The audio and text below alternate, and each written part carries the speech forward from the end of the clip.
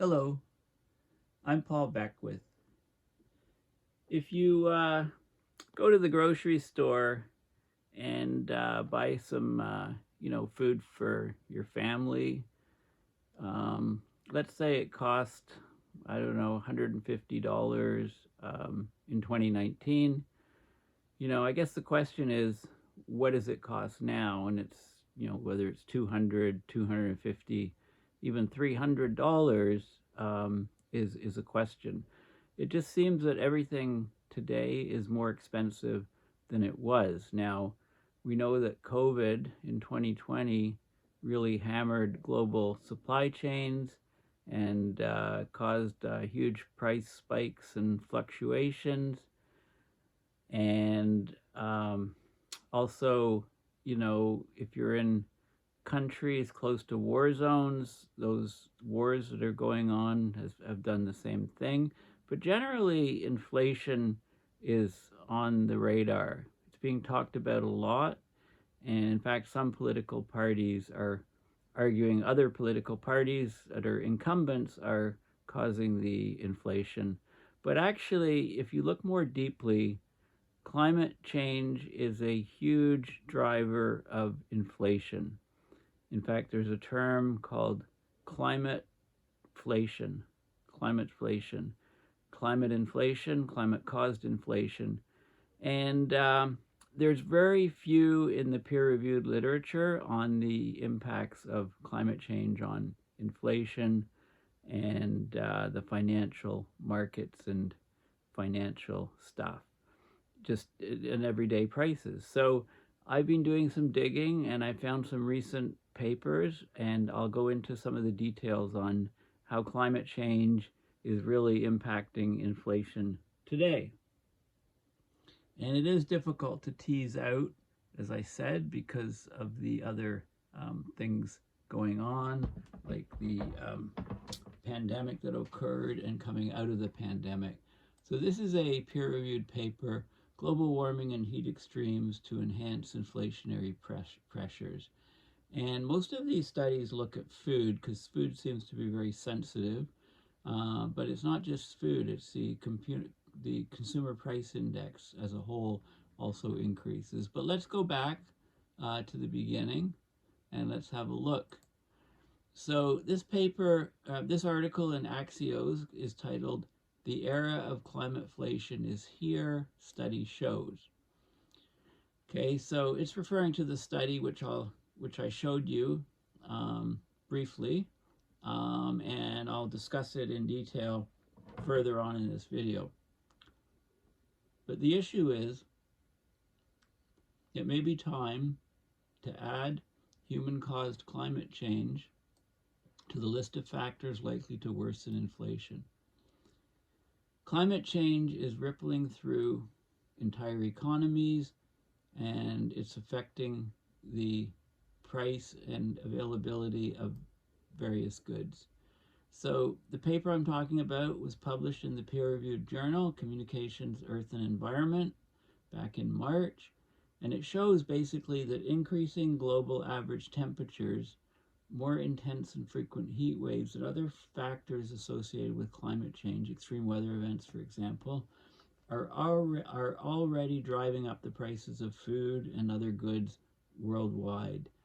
So they've looked at the trends and they've used climate models, various climate models. These are mostly from the Potsdam Institute of Climate Impact Research and the European Central Bank. So the paper is a collaboration between the climate scientists and the bankers.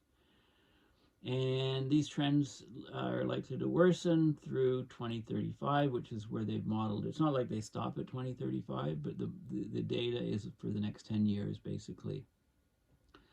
Basically, the study shows that food inflation could increase by as much as 3 percentage points per year each year over the next decade due to climateflation, while climate factors cause overall inflation, which is normally measured by the consumer price index, to climb between 0.3 percentage points per year to about 1.2 percentage points per year.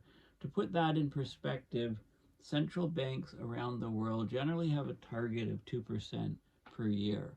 So if climate is going to put up to 3 percentage points per year on food, then it's going to be very difficult for with that one factor, climate change, to meet the central bank targets. Some of the biggest inflation increases overall are likely to be seen in already warmer countries and at lower latitudes. So year-round, there's food inflation at lower latitudes. When you go to higher latitudes, it's mostly there's a seasonality. It's mostly in the warmest months of the summer when the inflation is the highest. During the summer months, extratropical regions like the US and Europe are vulnerable to more sudden inflation increases from extreme heat events. We saw this in Europe during the record hot summer of 2022. So what they did, these researchers, they incorporated more than 27,000 observations of monthly price indices, the Consumer Price Index, Food Price Index, across 121 countries in the developed and developing worlds. And they looked at the period from 1996 to 2021, and they matched the financial data, the prices, the monthly price indexes, with high-resolution weather observations to find a correlation to how climate change was affecting it. And it's increasing inflation is what they found out. And there haven't been very many studies showing this. This is a fairly new field of work. And I don't know why. I mean, it's affecting people around the globe. So climate change is getting increasingly costly to countries. It's becoming harder and harder for central banks to keep a handle on inflation, to keep it in that 2% level when climate change is occupying a big percentage of that inflation rate. Shifts in average temperature, along with the occurrence of heat extremes, heat waves, have become the biggest, longest lasting impacts on inflation. There wasn't a clear indication of a robust relationship between precipitation shifts and inflation, but there's more variability with precipitation, so it's more difficult to model. It doesn't mean it's not there. So temperature conditions projected for 2035 under future warming imply upwards inflationary pressures all across the world. This is not the first study to note the economic toll of climate change, but it's an extremely detailed study. It answers key questions that haven't been addressed about the relationship between climate change and inflation. So the scientist at the Potsdam Institute for Climate Impact Research, or PICS, is Maximilian Kotz. He's a principal author of the study, co-author. Basically, countries at lower latitudes are already hotter, so they're closer to thresholds at which temperatures begin to start damaging crops and also hurt labor productivity, right? It's the two things. Even if the crops aren't damaged, if people can't get out to work and gather the crops, the agricultural workers, and there's supply shortages. ClimateFlation is all too real, and the numbers are striking, says an independent climate economist at Columbia Business School. Climateflation does not just affect food prices. Its effects reverberate through to the core inflation numbers.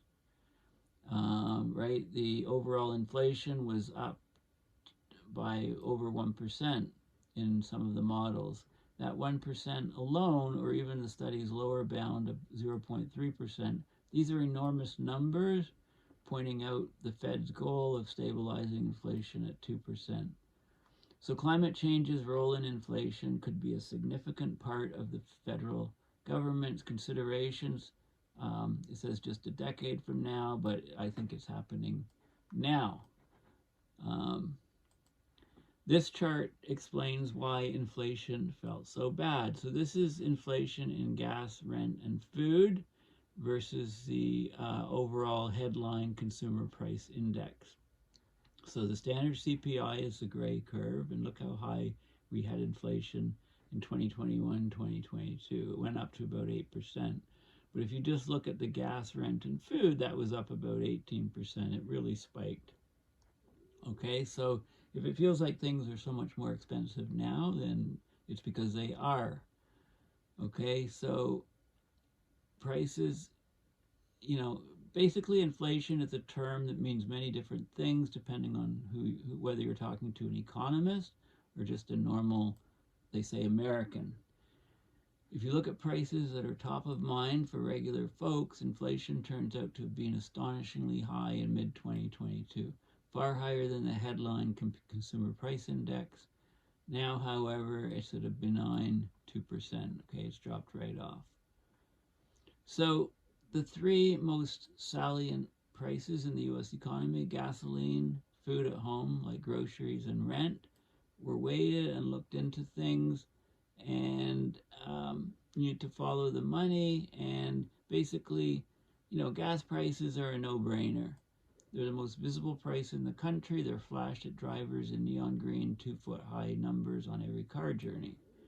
Grocery costs have been driving much of the discourse around inflation in the past couple of years. They're something that affects every family. And rent is a bit less universal. Most Americans own their homes rather than renting, but it's overwhelmingly important to almost everybody who pays it. Right? It's a very large part of the reason why the cost of housing is so political.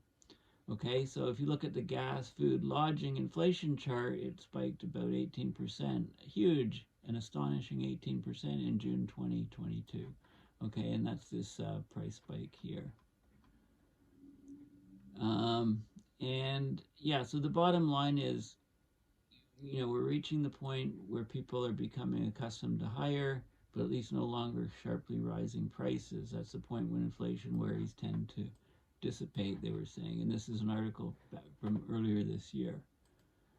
Consumer price index comes in hot for second straight month. Okay, so it's been in the news, both the core consumer price index and also the specific ones for food. Climate change is a secret driver of inflation. This is an article from just over 2 years ago.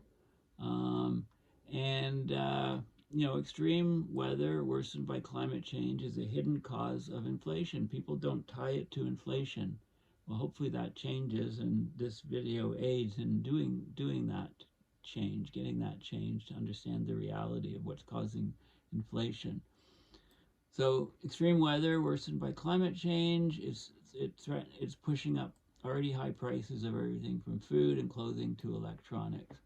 Heavy rainfall, flooding, heat waves, and droughts erode agriculture, infrastructure, and workers' ability to stay on the job. So I'm going to talk all about infrastructure in some separate videos. I'm reading some fascinating books on infrastructure and how climate change is impacting infrastructure. And it is in a big way. You can either have supply chain breakdowns and worker shortages, labor shortages, or you can have demand side breakdowns as well. Okay, so this is an article that was from several years ago, and it was talking about the extreme weather events and the spikes and the effects, the threats, basically, to inflation. Climate change is, of course, causing insurance misery on many homeowners. It's an article even further back to 2019. Right? Climate change is making home insurance unavailable or unaffordable in the riskiest areas for hurricanes, wildfires, and flooding. As insurance companies pay record amounts to homeowners who have suffered partial or total losses, they retreat from or raise premiums in places where claims are owed. So company payouts for natural catastrophes, this was going back, this was a 2019 article, but it was, huge numbers, huge numbers, and it's just been continuing on and on as we get more and more losses. I don't need to go over all of the, losses. The number of claims filed is much higher, and the insurance industry is really struggling. Climate change basically is already costing the U.S. billions. This is an article from about a year ago, just less than a year ago. The number of billion-dollar natural disasters in the U.S. can be seen, and you can see how it spiked up from 1980 to present day. There's a drought baseline, there's flooding, sporadic, severe storms is way up. Tropical cyclones is up, affecting coastal states, and wildfires is also there in the situation. Billion-dollar disasters are occurring far more frequently now than they did in 1980. In 1980, it was about one every 4 months, $1 billion disaster every 4 months or 16 weeks. Now it's one every 3 weeks. That's over a 5 times increase. The rising frequency and the total costs are also related to the booming population, increased expanse of the built environment, as well as climate change. The numbers are stark already. Wildfire smoke already reduces earnings by $144 billion per year. Inland flooding can reduce housing prices by 4.6% in 100-year floodplains. Homes projected to be inundated by 1 foot of sea level rise cost 14.7% less than similar homes away from the climate risk. Homes near one recent wildfire are about 9.3% below safer ones. Not only are these direct costs, things like higher medical expenses, higher food prices, higher insurance premiums, repair costs, infrastructure damage, all these things are adding up to the bill, the cost, causing inflation. This is another article, what we know about climate change and inflation. So despite the increasing interest in climate change in the central banking community, we still know relatively little about the impact on medium-term inflationary pressure.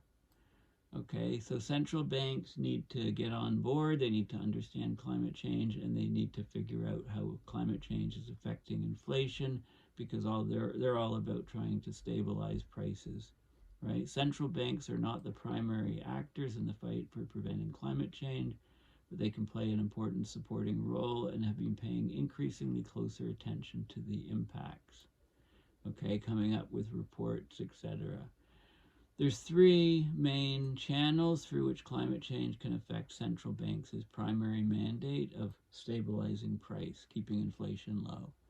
First thing is that global warming is causing a greater incidence of damaging climatic events, notably windstorms, extreme precipitation, temperature, high temperatures. And these events may impact specific prices, most notably food prices, food being very, very vulnerable. Secondly, the transition to a net zero carbon emission world may imply, at least for some time, sharp increases in the price of carbon. So this affects consumer prices directly through higher electricity costs, gas and petrol prices, and indirectly through increased cost of production for firms across a broad range of sectors, right? Anybody transporting goods in these global supply chains. Third, the higher temperatures themselves may dampen economic activity, reduce labor productivity through higher rates of mortality and morbidity, overall lower efficiency in specifically the agricultural industry, but also in other industries as well. So it basically can reduce long-term growth potential, equilibrium interest rates, restrict the space for conventional monetary policy, make it much more difficult to control prices. Okay, so it's also important to consider how widespread and how durable the impact on inflation is from these climate impacts, because monetary policy is geared towards medium-term inflationary pressure. Shocks to one sector may affect relative prices, but in theory, relative price adjustment could be thought of as independent from economy-wide inflation. But climate is having a long-lasting, durable impact on price, and it needs to be considered by central banks. I mean, the impact of climate change and disasters, natural hazards is wreaking havoc on the central banks trying to stabilize prices and keep inflation in check. The season matters. Extreme temperatures have different impacts depending on when they occur in the year.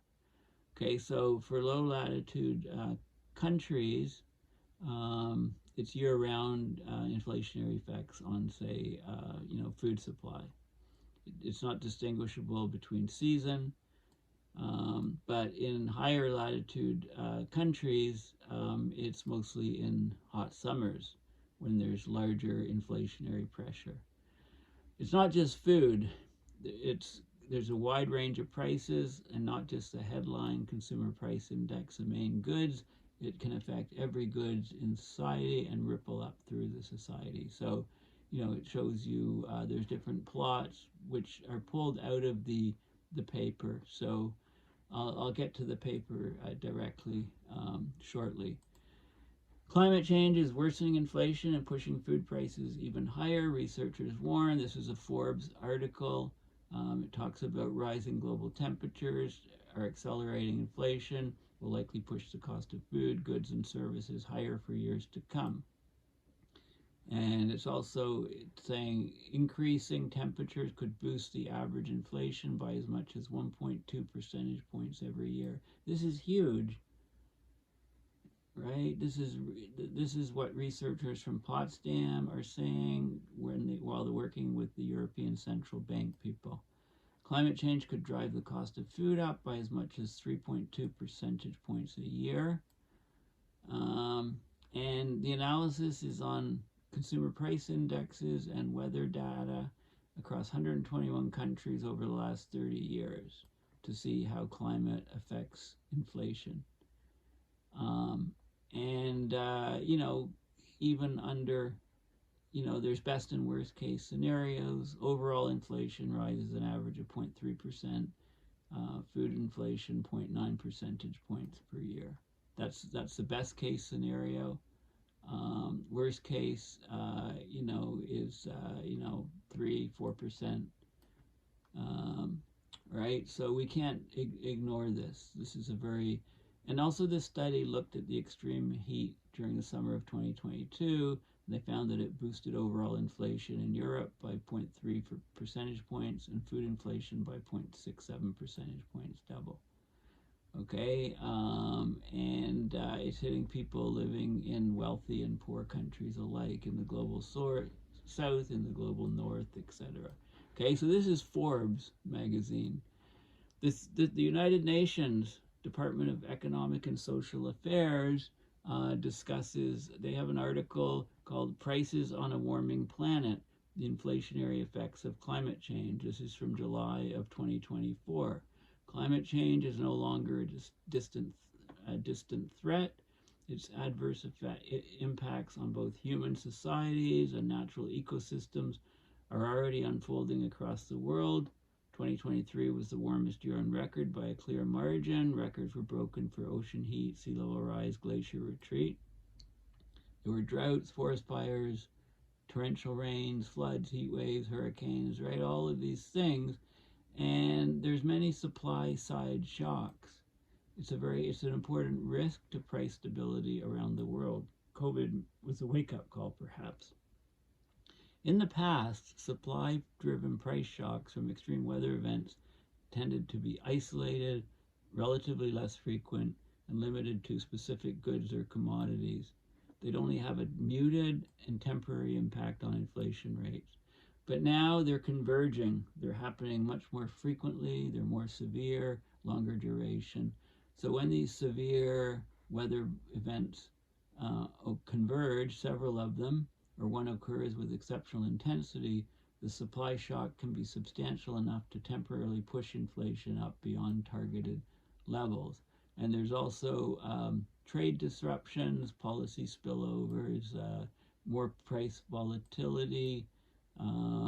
In countries where agriculture is a significant part of the economy, the effects are worse. So basically, climate-related shocks are impacting central banks' ability to achieve the price stability mandate, and leading to much more global uncertainty, political uncertainty. Okay, so this is the Bank of Canada. They have this article, Climate Change is a Big Issue for Central Banks. Climate change is transforming the economy and the financial system. Okay, the environment's going through fundamental changes, and these changes are transforming the economy and the financial systems. The Bank of Canada sets interest rates, tries to keep inflation under control, and recognizes that climate change is making their job much more difficult. Right? We're getting severe weather, wildfires and floods, disrupting day-to-day functioning of the economy. Some areas where people live today may not be livable in the future. Destruction of things that help make the economy work, like roads, rail lines, buildings, and machines, could slow economic growth. So this is the infrastructure, which I'll do a whole separate video on. Like I said, I'm reading several books on infrastructure. So the changes to weather can push up the prices for everyday things. Prices are less predictable. Farmers struggle to produce consistent crops. The amount you pay for groceries may be higher and change more often. Okay, so the financial systems, the investment systems, central bank thinking all has to change. Okay, right on the Bank of Canada website. Now, the International Monetary Fund wrote an article called Eye of the Storm, the Impact of Climate Shocks on Inflation and Growth. So they go into great detail about the impact of climate change on inflation and growth dynamics. It's not a simple question, as climate shocks tend to be ubiquitous, but with opposing effects simultaneously on demand and supply. So they often drive down the supply and they drive up the demand simultaneous, which is a double whammy on driving up the prices, causing inflation, basically. So they looked at a period from 1970 to 2020 and did a sort of working paper on it. And I'm not going to go into the details on this paper, but there's lots of they talk about, they review the literature, what's been done in the past. Right? We pulled together different strands of the literature on inflation, growth, and climate change. Inflation is shown to be determined by a range of factors, including policy preferences, macro or large-scale, macroeconomic large-scale developments like level of income, trade, and financial openness, fiscal deficits, labor market institutions, exchange rate regimes, institutional and political features. Okay, so there's also a collection of studies on looking at the relationship between the central bank independence and inflation. Right, we need an independent central bank in order to keep inflation fluctuations down and under control, and that's not always the case in lots of countries. So there's lots of literature on the financial parts and lots on climate change. There just hasn't been a merging of the two.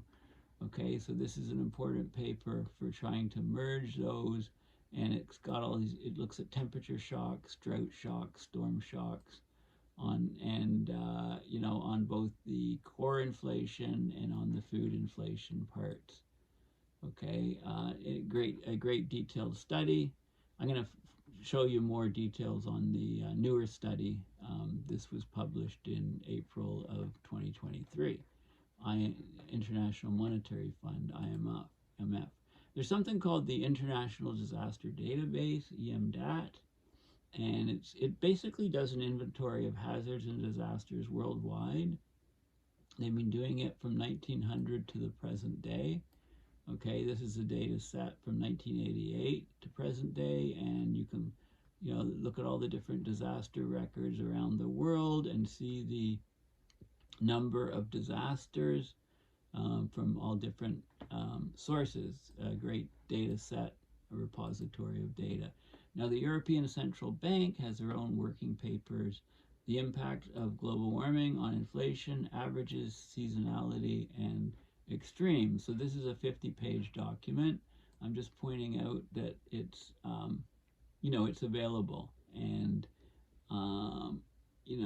inflation is being affected severely by climate change, and this is mostly, I think, there's these type of figures here which you'll recognize, some of which went into the peer-reviewed papers. So I'll talk about them when I get to the peer-reviewed paper.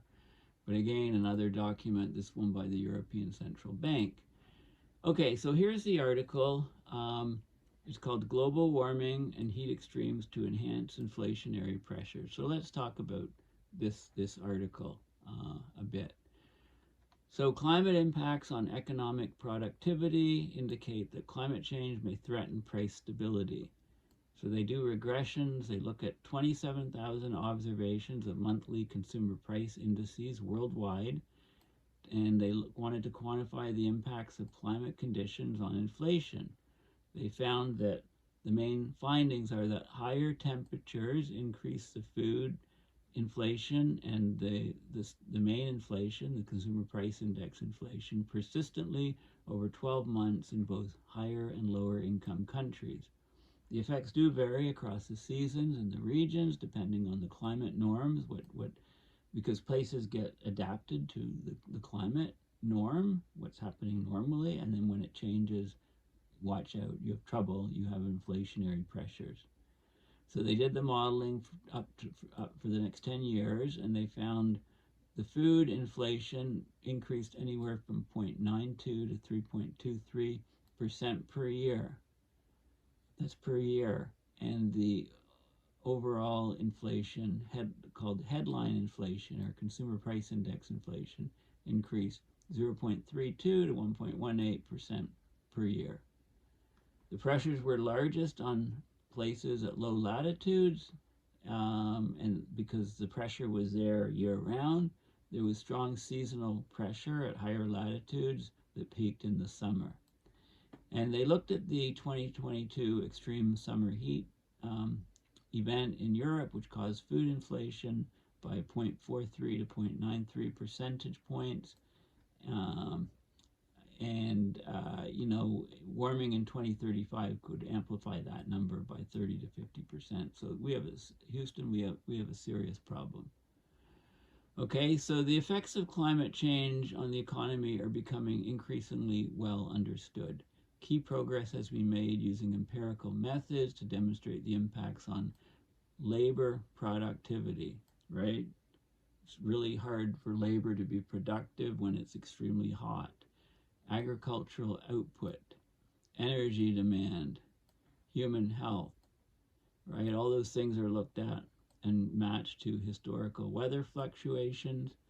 And there's many nonlinear effects of average temperature variability, various aspects of precipitation on the aggregate or sum economic output identified in the historical data. Future changes in weather conditions mean that there's going to be lots more losses both on the microeconomic and macroeconomic scales going into the future. It's weird. Despite these advances, weather impacts on inflation, and in particular the implications for inflation risks under future climate change, remain understudied. Okay, that's a big, that's a huge understatement. Because understudied, almost no study has been given on these things. So this is extremely surprising due to its importance to global economies. We need to have a comprehensive assessment of climate change risk because rising and unstable prices threaten economic welfare, human welfare, political stability. Right, the 2021-2022 cost of living crisis, and I showed you the curves, provides an example of such implications. Estimates by the UN suggested that an additional 71 million people may have fallen into poverty due to rapidly rising prices. Okay, so it goes into great detail on what's being done in the study. We've got, high temperatures, heat waves, droughts. It affects agriculture. It affects the labor that processes the agriculture. So we get spikes in food prices in your weekly grocery store bills. This is the effect for a 1 degree C increase. It's a percentage of the inflation rate, but it's for food inflation. And you can see this is the climatological temperature. And so if we're, in hotter regions, the impacts are much larger, but it's all, it varies here. This is 0.1%, 0.2%. This is monthly, and the headline inflation, the overall inflation, consumer price index, there seems to be more of an effect well, I mean, the scale is half, basically. Okay, so the effect is about half, roughly. And there's global maps. This is annual pressure on food inflation, modeled to 2035 based on the Potsdam climate models and the economic forecasting models. And you can see food inflation is expected to be quite severe in many countries near the equator, in lots of Africa, South America, but also in the U.S. and in Asia here, in Europe, like basically globally. The headline inflation, or the overall inflation, less, but still significant globally. And then they divide it up into years, and there's two different models: the low emission model, blue, and the higher emission model, which we're tracking, red. And you can see how the annual pressure on food inflation is expected to rise. So this is annual, on an annual basis, is huge. And then the pressure on the headline numbers, look at the scale again vertically, it's generally about half. Okay, because it factors in all goods and services, all products, not just food. Okay, and if you look at the seasonality, then if you're at low latitudes, it's year-round, steady levels of inflation rise. If you're in the global north, there's a lot more inflation in the summers and less in the winters. Okay, so you get this seasonal effect. This is food inflation. This is the food inflation, monthly pressure, and this is the percentage change. And you can see the seasonal variation of the inflation. So we're getting amplified effects on inflation from unpredictable heat extremes. And this is the Europe heat wave, the effect on food inflation from the 2022 summer heat, and the annual headline inflation, the consumer price index, the overall inflation from the summer heat. And these are significant levels of inflation being driven by heat waves due to climate change. Okay, so this is a huge problem. Very significant, very important paper, and they go through in their methods, they go through how they did the statistical regression analysis, etc., in the paper. So very, very important paper. It's open source. Have a look at it. And there's another paper, this is a Chinese paper, Impact of Climate Change on Inflation in 26 Selected Countries. And I believe this was published, this was published in 2023. So it's a different group looking at, and they got similar results to the previous study I showed you. They had mostly tables and models, very few figures, but I wanted to get to the end, basically.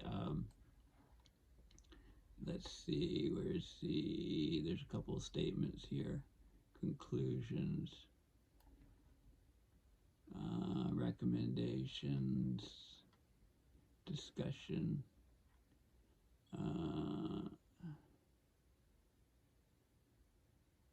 So they found a nonlinear relationship between temperature change and inflation, depending on the income levels of countries. So they looked at 26 countries between 1995 and 2021. And they talk about, the need for central banks to get their act together. And I don't know where I was going to go to. Yeah, here's some of their ideas on why the inflation is occurring. Okay, so first, as global temperatures rise, the demand for refrigeration and air conditioning increases, so the consumer demand for energy increases. At the same time, the higher temperatures are affecting supply, reducing it, ultimately pushing up energy prices, leading to inflation. As the global climate problem is gradually highlighted, governments may develop more stringent policies and systems, which will increase the production costs of producers, which will increase the price levels and increase inflation. right? This is trying to get off fossil fuels. And third, climate change will lead to frequent and severe natural disasters like the floods, droughts, earthquakes, hurricanes. These natural disasters will damage production facilities, seriously reduce crop yields, leading to a lower supply of agricultural products and other food, triggering an increase in price levels and leading to inflation. Okay, so all of these factors can come into play, and you can see that they're a huge problem. Now let's talk about a few other things. If you just Google climate change and inflation, you can find all kinds of different articles on some of which I've shown you.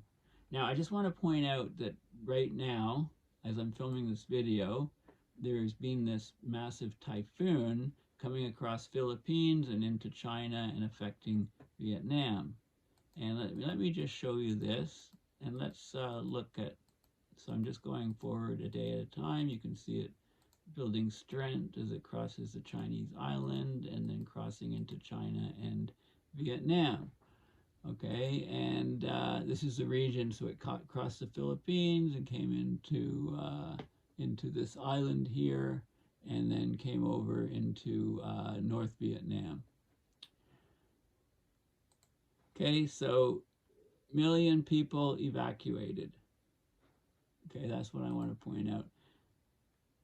1 million people had to leave their homes, right? Think of how that million people, let's focus on the inflation rate and finances of this, okay? Not just the logistics and the wrenching apart of people's lives to flee for safety, but power outages occurred for more than 800,000 homes. 1 million people were forced to leave their homes, right? This is Asia's strongest storm this year.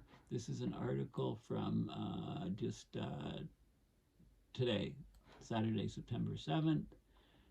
Okay, so, you know, a big storm. It's the second largest storm of the year, the largest to hit Asia, right? So, you know, huge impacts on millions of people, literally millions of people. So think about how that would ripple and affect the economy in those countries and ripple to global effects and so on.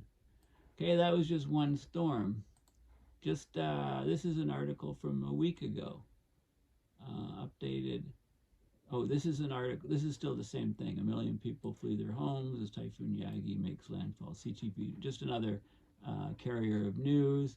This is an article from a week ago, right? This is from August 30th, basically. And it's a typhoon Shan, which barreled through Japan, right? And it knocked out power to 250,000 homes. There were severe gusts. You know, many people had to evacuate, very, very intense rain, etc., lots of damage. Think of how the effect of this on the economy. This is yet just one more storm. Okay, so we're talking about millions of people being evacuated. Now, you know, there's a lot of craziness happening right now in our society. There's all of these climate events are taking huge hits on resilience of countries, resilience of governments, resilience of the, you know, it's taking away stability. It's creating huge economic and financial uncertainty on top of all the other uncertainty for people's health. And I had a very nice trip to visit my mother for 3 or 4 days. It seems like a bit of a retirement community, her town now. But one thing that struck me is there's a lot of really nice homes in this town, and it's no different from any town across Canada or across the US or across the world. Very nice homes. Somebody buys the home, tears the home down, raises the home completely so there's a big hole in the ground, and builds a mega mansion. So why in this day and age, I'm just posing a question to you, is it legal for a property owner to buy a house and tear down a perfectly good home? That should be completely illegal, right? Think of all of the, you know, I talked about the hailstorm in Calgary. Um, within the last month, the damaged 35,000. Excuse me, 35,000 homes. And cars. So, think of the materials to repair the damages to roofs and the siding of homes and car windshields and car dents and so on. So all of that stuff is again a huge impact, a huge suck or vacuum cleaver. It's like a Hoover for materials, and thus the prices of those materials gets driven up, and therefore we have inflation. So climate is full front and center in causing increased inflation, and the quicker that people realize that, maybe that will give them impetus to say, hey, we've got to deal with climate change. We've got to pull out all stops and treat it as the emergency that it is, because it's starting to hit in the belt of people all around the world. Okay, well, thanks for listening. Please consider going to my website, paulbeckwith.net, and donating to PayPal to support my research and videos. Thanks again. Bye for now.